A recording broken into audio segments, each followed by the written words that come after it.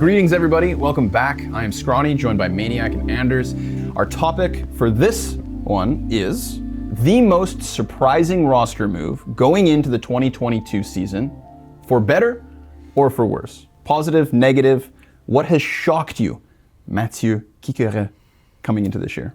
What a surprise. The Frenchman picks the Frenchman of Shox. Wow. Everyone is surprised. The audience doesn't know what's happening. No, listen. Shox going to Liquid completely caught me off guard. And maybe I knew a little bit before it was official, right? Insider maybe I trading, heard a little bit. The system's rigged. But even when the first time I heard it, I almost fainted. He is made purely of French Counter-Strike. And now, after 9 years of a career as a professional in CSGO, he goes on to Liquid. Yeah, to NA, baby. Come Shox on goes over. to NA. I don't even know where to start. I feel like it could either make or break, in the sense that it's undeniable that the last 2 years of Shox were not the most glamorous, incredible Shox. We've had a couple of matches here and there where he would remind people of who he is and what he can do. Sure. And at the time, I would obviously get super hyped on the desk and exaggerate what he was doing. I always do that. But aside from that, he's been relatively quiet, right? And he had all the roles and he had the positions to make the impact. He didn't really. But now you go to Liquid, and I really feel like it's make or break, because he's got that ego, right? Yeah, and what sure. if he bounces back? And oh my if he, God. and he becomes like, Yeah. that's the thing. But he could also just completely crumble. New context, new teammates, new culture, both in-game and outside of the game. New language. New language, playing English for the first time.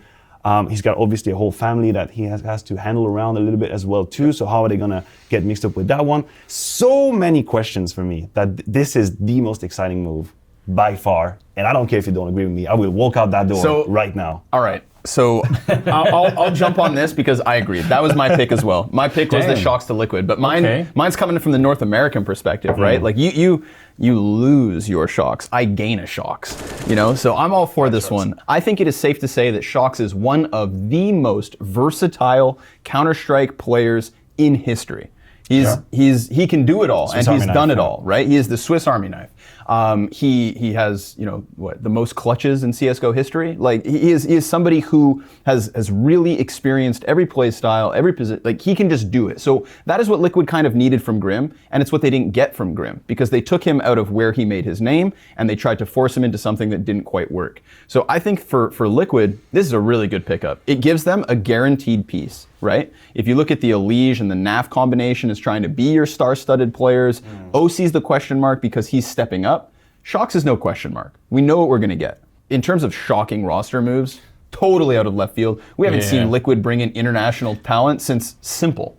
So, right? So like, it's Shox. Don't you dare forget Pimp was in Liquid. That's true. Yeah, Jacob, sorry. I got you. Jacob, I got you. I won't let it we can't get through a segment without remembering. No, we have to. Yeah, Pimp played for Liquid. Damn. Too funny, man. So add him to the list of names, Pimp, Simple, Shox. Man, I mean, in terms of the Shox nostalgia train, right? Like I actually think it's a sad fact of Counter-Strike that there's a whole, probably almost 2 generations of Counter-Strike viewers that have never seen Shox play the first few years of CSGO. Like the kind of Counter-Strike that all makes us like, real emotional. And I think it's so wild to see that. I don't want to make a prediction of whether it will happen or not.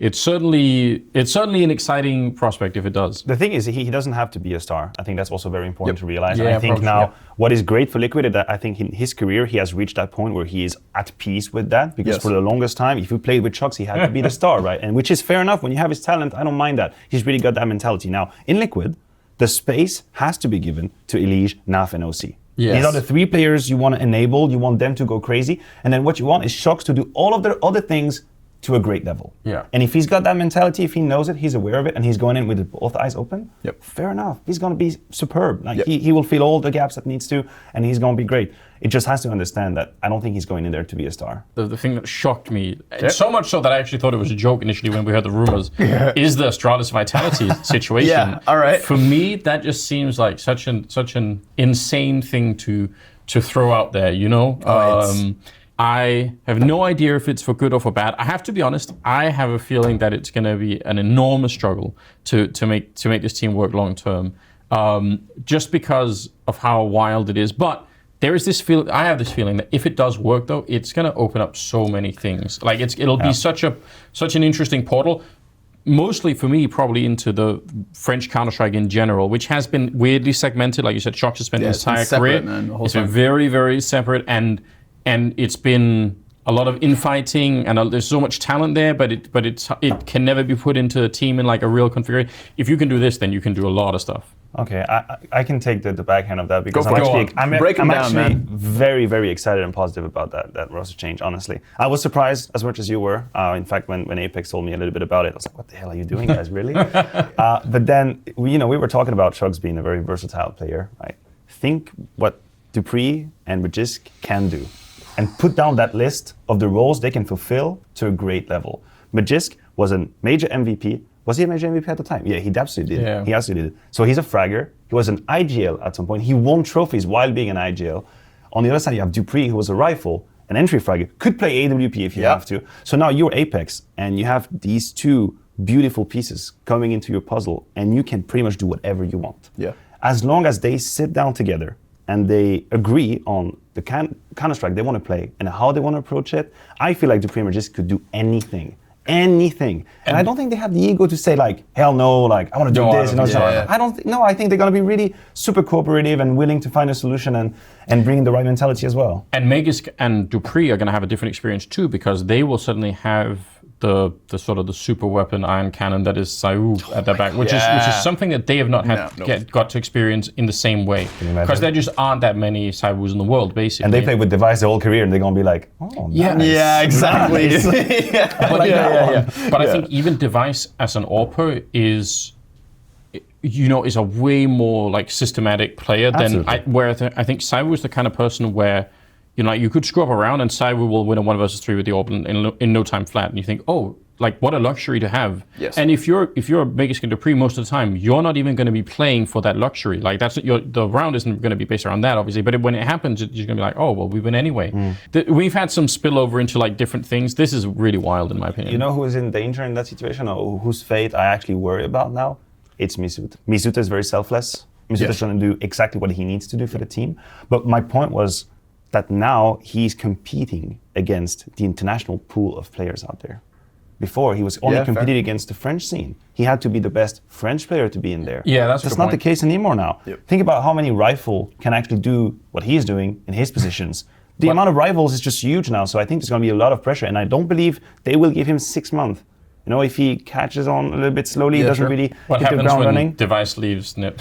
Because that's going to be so tempting, right? Yeah, that's going to be so tempting. It's there, man. I'm just saying. Okay, so is there any final people that you think should get a shout out? I mean, you have to say it is exciting, obviously, having Ropz on FaZe, right? Like that's going to be crazy. Finally, that's true. And I think on some level, it's actually going to be I think it's going to be tough for a lot of people now to play FaZe because of the late round impact that Ropz tends to have. It means whatever rhythm or feeling you had playing FaZe in the past, you actually have to kind of scrap all of that, and you have to like reconsider how these rounds are going to be playing out in a really drastic. I think it's going to be very hard for people to adjust to over time, and also Karrigan, because of his history with Ropz and his just general, I think, intelligence for the game, he will be able to use that even like a couple of steps ahead of everyone else. So I think it's going to be real tough.